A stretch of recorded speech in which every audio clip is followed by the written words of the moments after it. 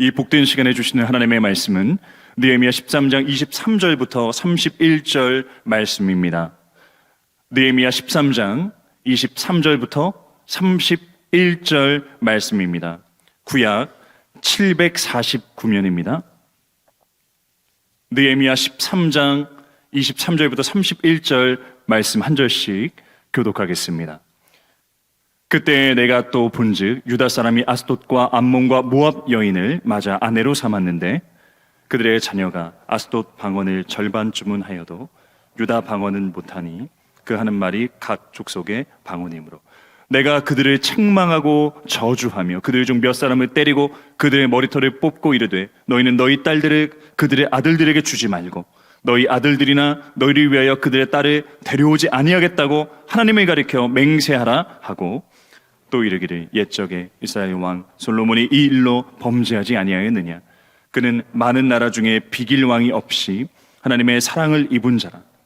하나님이 그를 왕으로 삼아 온 이스라엘을 다스리게 하셨으나 이방 여인이 그를 범죄하게 하였나니 너희가 이방 여인을 아내로 맞아 이 모든 큰 악을 행하여 우리 하나님께 범죄하는 것을 우리가 어찌 용납하겠느냐.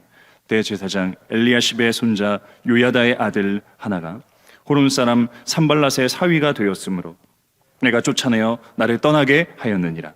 내 하나님이여, 그들이 제사장의 직분을 더럽히고 제사장의 직분과 레위 사람에 대한 언약을 어겼사오니 그들을 기억하옵소서. 내가 이와 같이 그들에게 이방 사람을 떠나게 하여 그들을 깨끗하게 하고 또 제사장과 레위 사람의 반열을 세워 각각 자기 일에 맡겨. 다 함께 읽겠습니다. 또 정한 기한에 나무와 처음 익은 것을 드리게 하였사오니 내 하나님이여 나를 기억하사 복을 주옵소서. 아멘. 2월의 첫째 날이자 토요일 새벽 말씀의 제목을 주의 거룩하심 생각할 때 이렇게 정해 보았습니다.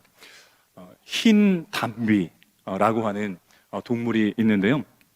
북방족제비라고 또 부르기도 합니다. 그러니까 북아메리카에 서식을 하고 또 세계로 이제 퍼지게 됐는데, 그러니까 우리나라에서는 뭐 속리산이나 지리산 그리고 주로 이제 산간 지역에 주로 산간에 이렇게 서식을 한다고 합니다.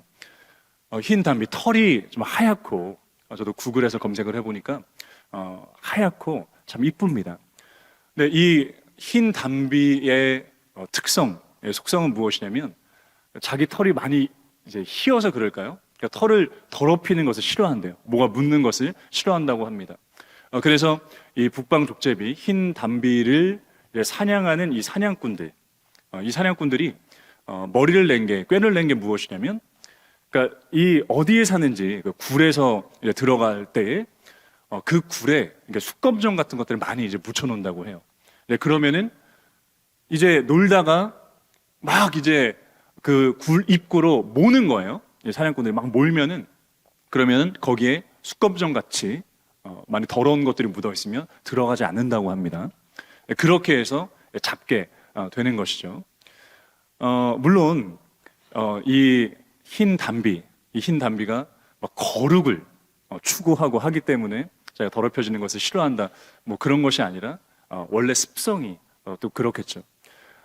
저는 이 예화를 보면서 생각하게 됐던 것이, 이렇게 이 사냥꾼들이 이렇게 흰 담비를 잡을 때 더럽혀서 이제 잡잖아요. 그러니까 우리가 사는 세상에도 우리를 더럽히는 것들, 우리를 유혹하는 것들이 참 너무나 많구나라는 것을 생각을 하게 됩니다.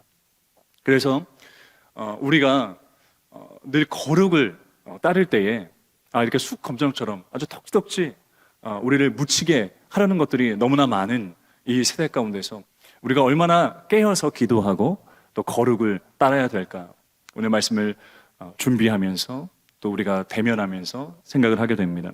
느헤미야 13장 26절, 27절 다시 한번 시선을 두시겠습니다. 또 이르기를 옛적에 이스라엘 왕 솔로몬이 이 일로 범죄하지 아니하였느냐. 그는 많은 나라 중에 비길 왕이 없이 하나님의 사랑을 입은 자라. 하나님이 그를 왕으로 삼아 온 이스라엘을 다스리게 하셨으나 이방 여인이 그를 범죄하게 하였나니 너희가 이방 여인을 아내로 맞아 이 모든 큰 악을 행하여 우리 하나님께 범죄하는 것을 우리가 어찌 용납하겠느냐. 아멘. 오늘 우리 이제 느헤미야 말씀을 보는 것이 이제 마지막입니다. 오늘 31절까지 느헤미야 13장 마무리되는 것을 보게 됐는데요. 그러니까 느헤미야를 이제 종합적으로 봤을 때, 하나님께서 정말 이방 왕은 지렛대로 삼아서 이스라엘 백성들을 예루살렘으로 또 이렇게 2차에 거쳐서 또 포로 귀환하게 합니다. 느헤미야라는 그런 주님께서 영적 지도자 인물을 세우셔서 이제 성벽을 세우게 됩니다. 방비하게 되지요. 근데 왜 다시 예루살렘으로 돌아오게 하셨을까요? 그것은 이제 이스라엘 백성들이 더욱더 거룩을 추구하게 하기 위해서, 그들의 정체성을 회복하게 하기 위해서 하나님께서 그들을 부르셨습니다. 그러니까 몸만 그냥 옮기시는 것이 아니라 그들에게 다시 자유를 주신 그런 의미도 크지만은 하나님께서 거룩하시기 때문에 다시 그 도성을 거룩한 도성으로 만들기 위해서, 그리고 거룩을 추구하며 살아가기 위해서 그들을 부르셨습니다. 그래서 느헤미야를 보면, 오늘 본문 말씀도 보면은 이제 이방 민족과 그 혼인한 것, 이것을 금지하고 쫓아내고, 그리고 느헤미야가 얼만큼 우리가 정말 과격할 정도로 막 머리를 뽑고 너무 과격한 행동을 하는 것처럼 그렇게 쫓아내지 않습니까? 에스라도 마찬가지였습니다. 왜 다른 이방 민족과 결혼을 금지하였습니까? 바로 이렇게 섞이게 됐을 때 이스라엘 백성들은 이제 돌아와서 그들의 신학적으로도 신앙적으로도 제대로 세워지지 않았습니다. 그들의 정체성이 제대로 회복되지 않았습니다. 이때에 이런 자폰을 통해서 그들의 민족 정체성이 깨지게 될까봐, 하나님과의 그 언약 백성으로 살아가야 되는데 그 언약을 지키지 않을까봐 이것을 이렇게 분리시키고 쫓아내고 금지시키고 했던 것을 보게 됩니다. 이때 13장의 배경은요, 느헤미야가 다시 바사로, 페르시아로 들어갔다가 1년 동안 들어갔다 다시 오게 되는데, 그때에 이러한 하나님과의 언약들이 깨지게 된 것을 본 거예요. 그렇기 때문에 이것을 바로 세우려고 하는 것입니다. 하나님께 드리는 예배, 그리고 안식일, 그리고 이런 자폰들이 이루어지고 있었기 때문에 불같이 어찌 이렇게 될 수 있습니까? 하나님의 이렇게 은혜와 기적을 힘입은 백성들이 하면서 바로 세우게 됐던 것입니다. 그래서 예를 들어서 말씀하는 것이 솔로몬을 예를 들어서 지금 말씀하고 있습니다. 솔로몬의 시작은 창대하였죠. 근데 나중은 오히려 미약하게 되었습니다. 이방 여인과의 그 혼인을 통해서 오히려 이방 문화가 들어오게 되었고, 그리고 우상 숭배를 하게 되었습니다. 그러니까 이렇게 이방 민족과 혼인을 하게 되는 것이 우상 숭배로 이어지게 되는 것이고요.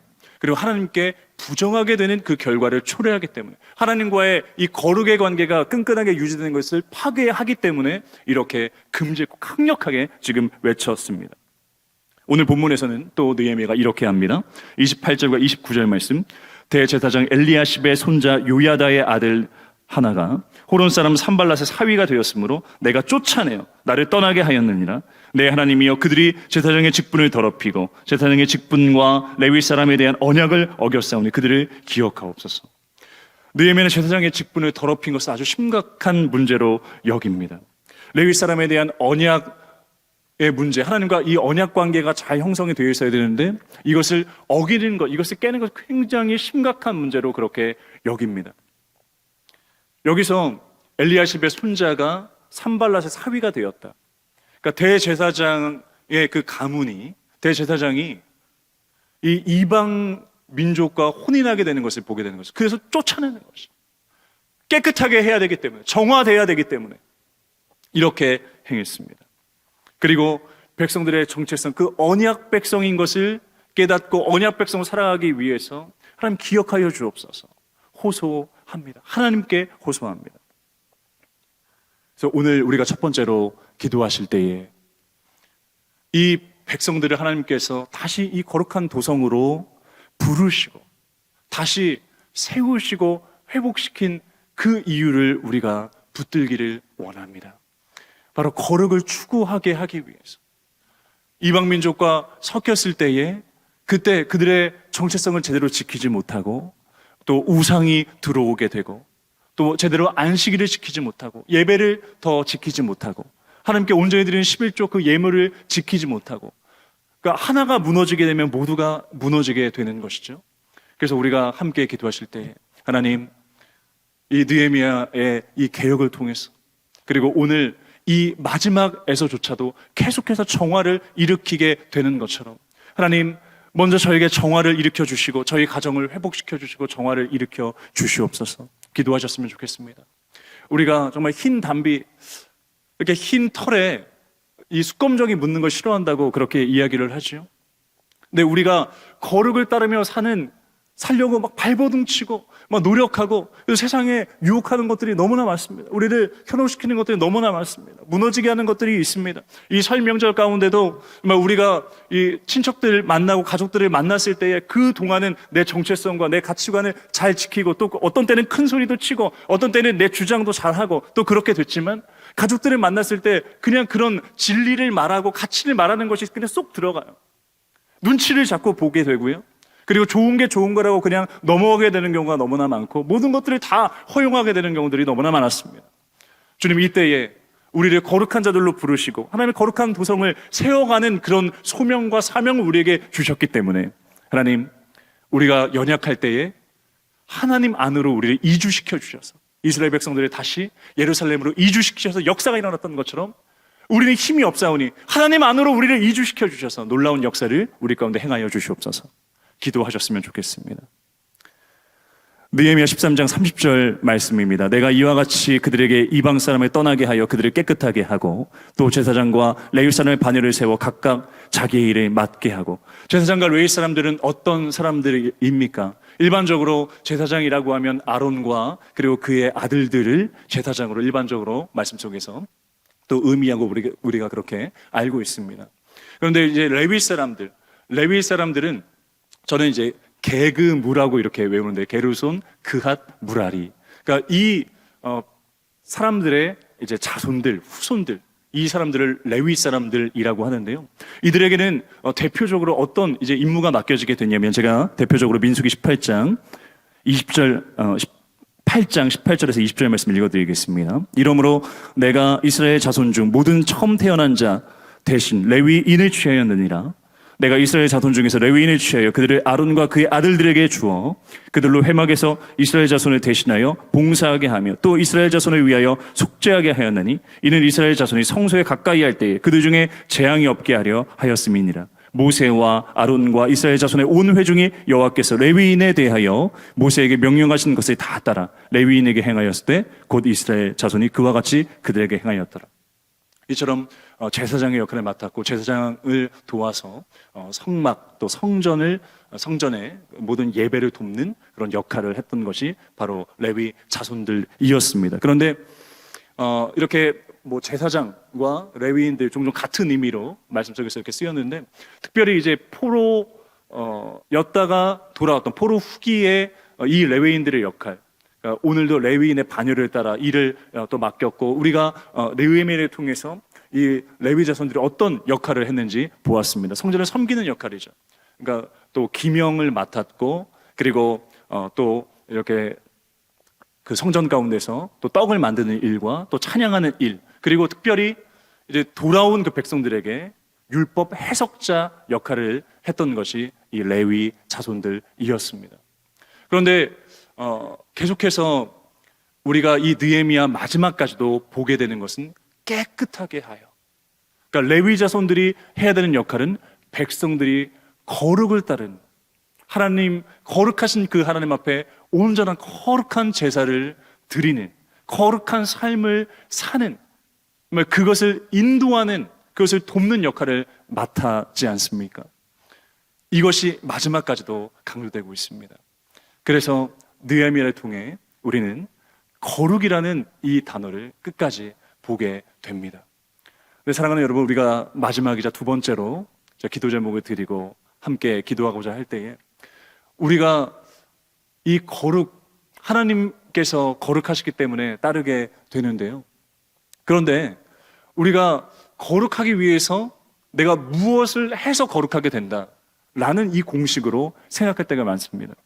내가 큐티를 해서 이 도구를 통해서 거룩해져야지, 이 맞는 말입니다.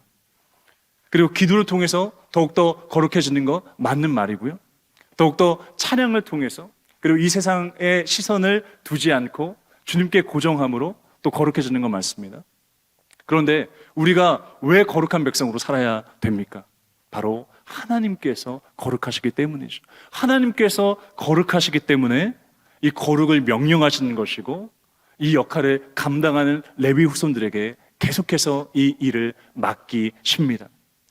여러분, 우리가 깨끗해지기 위해서 깨끗해지는 것이 아니라 하나님께서 거룩하시기 때문에 이 더러운 것과 악취나는 것과 그 신생아 깨끗한 그 자녀들, 아이들이 어울리지 않는 것처럼, 그 무성한 잡초와 쓰레기 더미와 이 아름다운 꽃이, 장미와 튤립, 여러 가지 예쁜 꽃들이 어울리지 않는 것처럼, 우리가 하나님과 가까이 있다면, 왕이신 하나님을 온전히 모시고 있다면 우리가 행하는 그 거룩하지 않고 불경하고 그리고 주님 앞에 행하는 죄악이 어울리지 않는 것이에요.